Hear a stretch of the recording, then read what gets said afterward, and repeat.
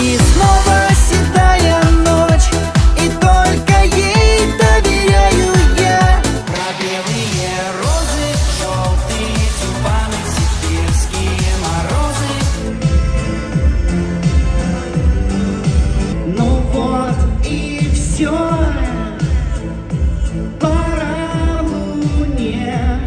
Поклонники и самые близкие друзья все еще не могут смириться с тем, что артиста не стало. В 2022 году скончался солист «Ласкового мая» и большой любимец женщин, певец Юрий Шатунов. Утрата такого артиста стала большим потрясением. Пышущий здоровьем и жизнерадостный артист ушел из жизни всего за несколько часов. Спасти звездного пациента не сумели ни врачи, ни вовремя спохватившиеся друзья. 23 июня семья Шатунова напомнила об очередной годовщине с момента смерти певца. В социальных сетях вдова артиста Светлана опубликовала душераздирающий пост, в котором сделала откровенное признание, посвященное мужу. В личном микроблоге Шатунова созналась, что супруг, даже несмотря на утрату, все еще жив в ее памяти. Сегодня, 23 июня, исполняется 2 года с того дня, как оборвалась жизнь моего супруга.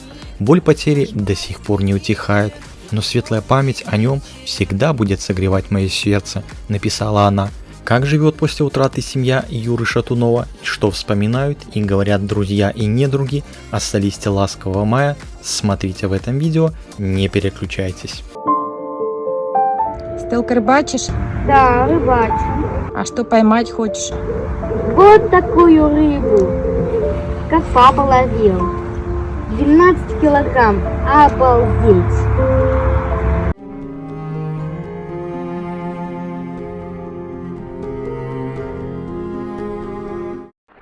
Изо дня в день, вот уже несколько лет, поклонники Шатунова толпами несут цветы к месту захоронения любимого артиста. Рядом с местом упокоения артиста постоянно высится гора из букетов, причем чаще всего в ней встречаются белоснежные розы, символ творчества Шатунова.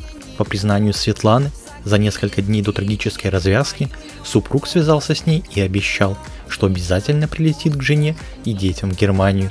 Сдержать обещание Шатунову было не суждено. Сегодня любовь поклонников – единственное, что вытягивает семью Юрия Шатунова с эмоционального дна, признается Светлана. Ваша любовь и преданность его творчеству – это то, что помогает мне пережить эту тяжелую утрату, призналась Светлана, добавив, что ее муж был бы очень счастлив, зная, что его творчество продолжает жить в сердцах аудитории. В комментариях вдову Шатунова поспешили поддержать. Фанаты все еще пребывают в шоковом состоянии от того, как быстро и скоропостижно оборвалась жизнь артиста. Прочитаю некоторые из комментариев. И как-то радостно становится, что Юру по-прежнему любят миллионы, его помнят и знают от мала до велика. И Юра навсегда в наших сердцах. Юра навсегда в наших сердцах и в нашей памяти. Юра продолжает жить в своих песнях, видео, в нашей памяти о концертах, но все-таки как же не хватает Юркиной лучезарной, теплой и неповторимой улыбки, сольных концертов с его фирменной фразой «Всем привет!». Юра своим творчеством подарил всему миру много добра. Его прекрасные песни и клипы всегда будут нашим самым большим сокровищем. А лето цвета неба, огромное и бойся, не бойся, не бойся, ведь я не отдам тебя никому. Капризный май и теплый вечер, весенний луч.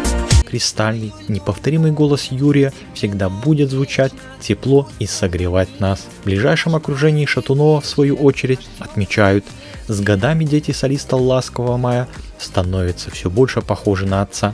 Черты музыканта унаследовал особенно сын Денис. Мальчика от посторонних глаз Шатунов оберегал как зеницу ока, признаваясь в редких интервью, что детей аудитория увидит только в исключительном случае. Тот самый случай в итоге окрасился в траурные тона. Внешность подросших детей Шатунова открылась поклонникам в день его похорон. Близкий друг Шатунова и участник золотого состава «Ласкового мая» Сергей Серков оказался одним из немногих, кто помнит, в каком состоянии вокалист пребывал последние дни. По словам Серкова, пытавшийся до последнего держать лицо Шатунов, в действительности выглядел очень уставшим и мечтал только об одном – это отдохнуть. Последний раз мы общались по телефону за несколько дней до смерти Юры. Планировали встретиться вживую и вдоволь наговориться. Буквально за несколько часов до трагедии Юра писал мне сообщение в одном из мессенджеров. Он жаловался на усталость из-за большого количества концертов. Главной мечтой последних месяцев артиста, по словам коллеги по цеху, стала перезапись 2 популярных песен, одной из которых должна была стать «Глупые снежинки». Шатунов успел сделать на песню новую аранжировку, но итоговую версию так и не выпустил. Во-первых, он перезаписал песню «Глупые снежинки» с новой аранжировкой и еще пару песен «Ласкового мая». Он мне их показал. Получилось очень круто. Если вы не знаете, то Юра был еще и классным аранжировщиком. Он хотел перевыпустить эти песни. Во-вторых, в его планах стоял проект, связанный с игрой на гармонии. Ведь Василич, как его называл Серков, был также в этом хорош. В-третьих, конечно, он планировал выступать и дальше. Осенью должны были состояться его гастроли по Германии и Республике Беларусь. Мне он обещал сделать для моих выступлений новую аранжировку майского хита «Розовый вечер», но, увы, не успел, подчеркнул Серков. Даже в самые темные времена Юрий Шатунов всегда улыбался и поддерживал боевой дух семьи и друзей. Как утверждает барабанщик Серков, фанаты теряли дар речи рядом с музыкантом именно по той причине, что он освещал собой путь и умел дарить аудитории радость. Супруга и дети всегда были за артистом, как за каменной стеной, вопреки всем невзгодам и проблемам. Я убежден, что Юрий счастливый артист, ведь его любили и любят множество людей. Без всяких званий он был и остается поистине народным артистом. Василич очень любил сцену, выступать и дарить радость людям. Я его называю музыкальным трудоголиком, человеком, обожающим свою профессию и отдающим ей всего себя. Очень был талантливый артист и музыкант. Для меня его голос – это голос нашей юности, подчеркнул он. Впрочем, даже по сей день в окружении музыканта есть человек, который с феноменом Шатунова никак не согласен. Продюсер Андрей Разин, много лет продюсировавший «Ласковый май», а потом мечтавший отсудить у Шатунова право на самые известные песни. И сегодня продолжает говорить об артисте с нескрываемым пренебрежением. Я закрыл дело в отношении него, которое открыли, потому что он сбегал из детского дома. Его объявляли в розыск. Он вообще не святой. Многие обвиняют меня, что Шатунов был у меня в рабстве. Но в рабстве он не был. Я дал ему известность и популярность, заявил он. В день второй годовщины со дня смерти Шатунова Разин непривычно тих. Даже в социальных сетях продюсера так и не появилось ни одного полноценного поста. Только истинные поклонники Шатунова и «Ласкового мая» знают, что при жизни музыкант получил такой подарок от фанатов, о котором любой другой артист может только мечтать. Речь идет об иномарке Mercedes S-класса. Влюбленные в творчество артиста поклонники однажды решили отблагодарить артиста и лично из рук в руки преподнесли ему заветные ключи. Большого шока Шатунов в жизни не испытывал, а позже в интервью неоднократно признавался, что чувствует себя сверхъестественно счастливым. По первости я думал, что это розыгрыш, но поверить пришлось, ведь в какой-то момент дело дошло до оформления документов, признавался он. Известно, что сегодня это авто, ставшее своего рода символом семьи Шатуновых, все еще находится в распоряжении читы, но за руль вдова музыканта больше не садится. Один вид транспортного средства ввергает ее в отчаяние. А ты знала, что папа хотел в другой жизни стать птицей? А еще он хотел знать птичий язык. Да? Да. Когда тебе папа это рассказывал? По-моему, когда мы в прошлом году тут были и рыбачили с ним вместе. Да? Да. Интересно. Может, этот лебедь и был папа, который к нам только что подплывал, как да, тебе кажется? Точно.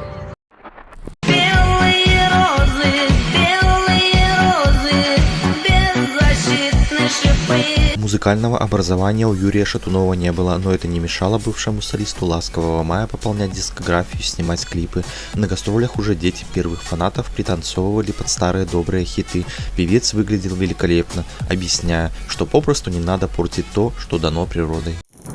Юрий Шатунов родился в городе Кумертау. Родители Василий Клименко и Вера Шатунова поженились, когда девушке исполнилось 18 лет. Отношение отца к сыну было крайне пренебрежительным, поэтому фамилию ребенок получил материнскую.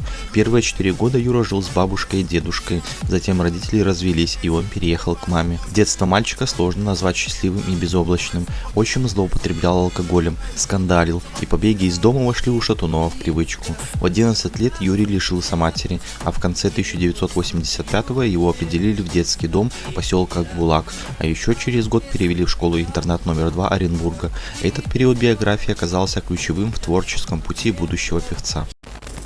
Руководитель музыкального кружка в школе-интернате Сергей Кузнецов разглядел в Юрии исполнителя своих песен, хотя сам мальчик совершенно не желал заниматься музыкой, предпочитая шумные игры в хоккей и футбол. Тем не менее, к концу 1986 года были записаны песни «Вечер холодной зимы» и «Метель в чужом городе».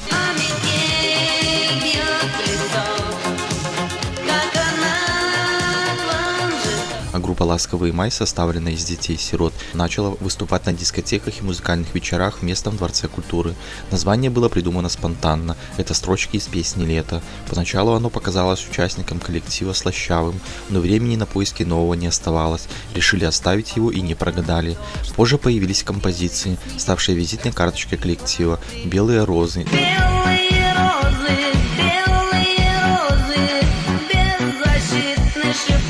«Седая ночь».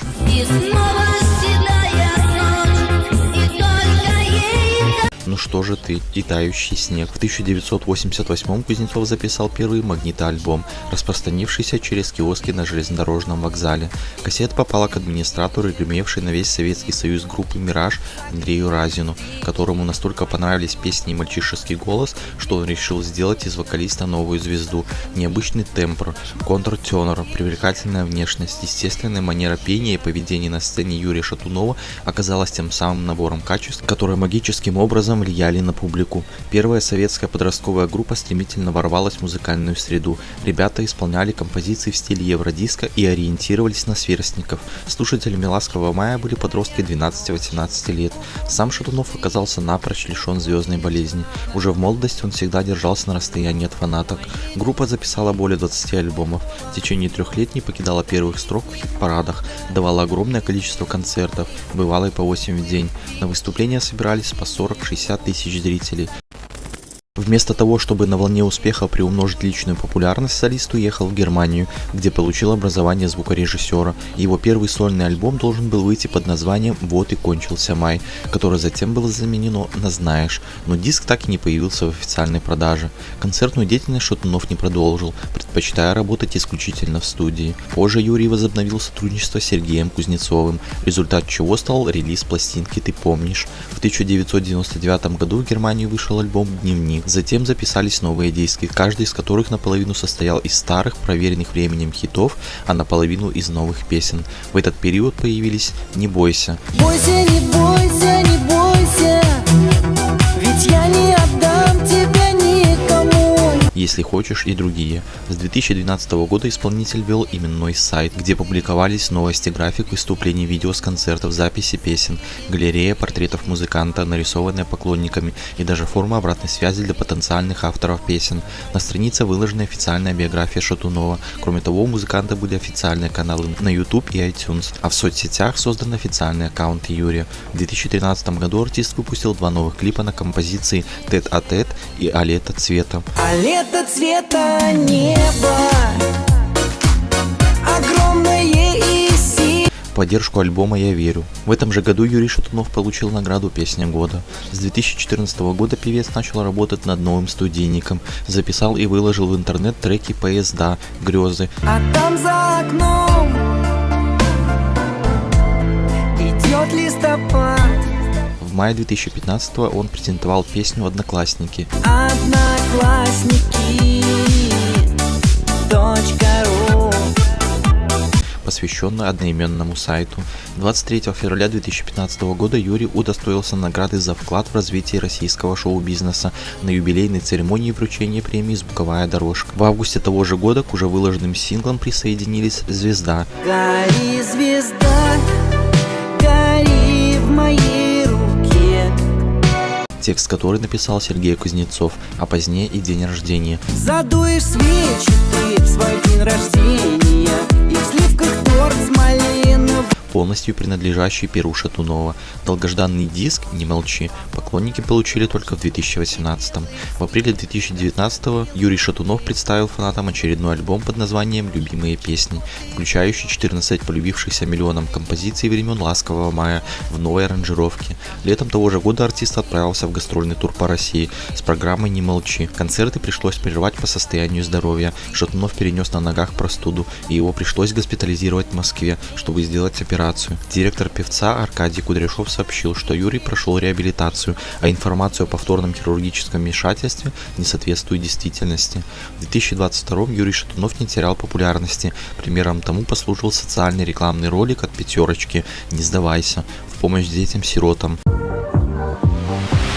Ты Даня Милохин, а ты знаешь, что мы из одного детского дома? В котором певец снялся со знаменитостью из молодежной среды Даней Милохиным. Парень, выходец из того же детского дома в Оренбурге, где жил когда-то экс-лидер «Ласкового мая». Юноша сообщал, что в свое время его вдохновил пример старшего выпускника интернета. В начале 2022 года Шатунов побывал с гастрольным туром «Не молчи» в Казани, Кирове, Уфе, Чебоксарах и выпустил новый клип «Не спорь со мной». Не спорь со мной, я лучше поцелуй.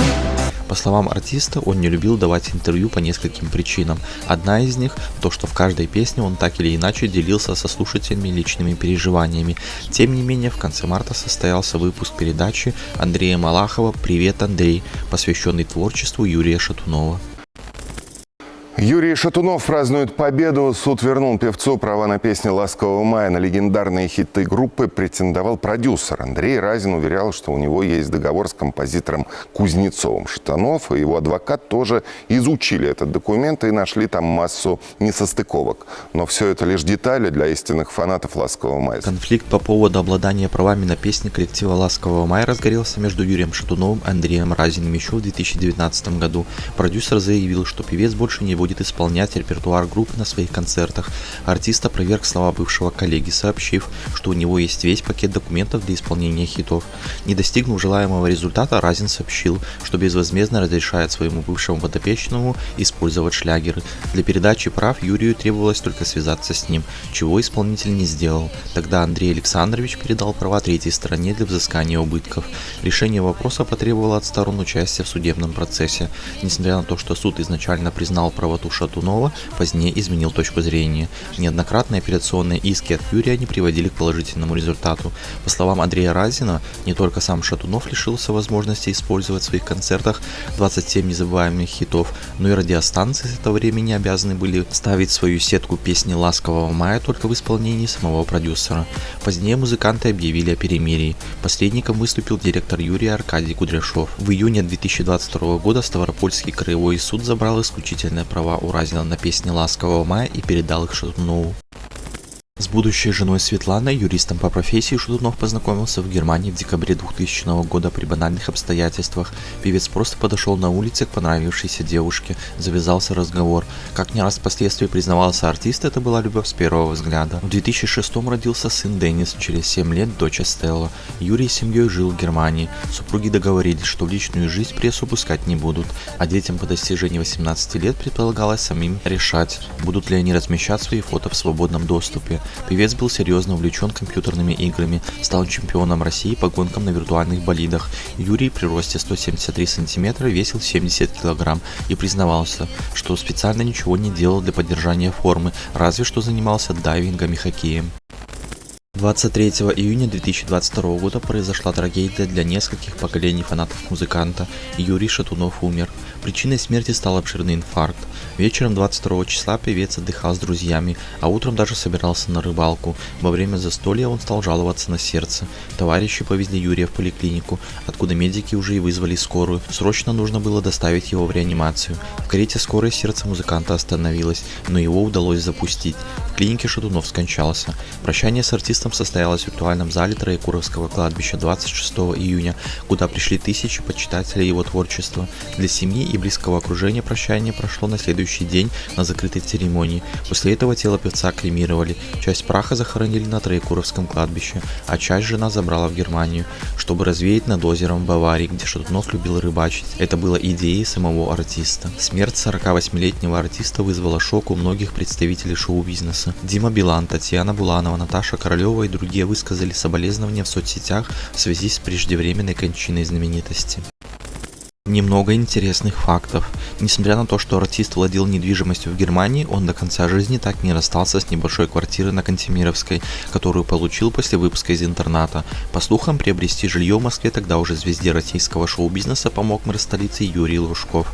В юности Юрий планировал построить карьеру хоккеиста. Он занимался в местной секции и показывал хорошие результаты. Первую песню парень писал стоя на коньках. Шатунов любил рыбалку и уделял ей много времени, приобщив к хобби и детей. Певец учился кататься на сноуборде, но неудачное приземление и 2 сломанных ребра поставили точку на этом увлечении. Рейдер артиста содержал ряд серьезных пунктов по техническому оснащению концерта, а в бытовом плане исполнитель был неприхотлив. Имелись у него и небольшие ритуалы. Перед выходом на сцену Шатунов всегда выкуривал сигарету. И знаю,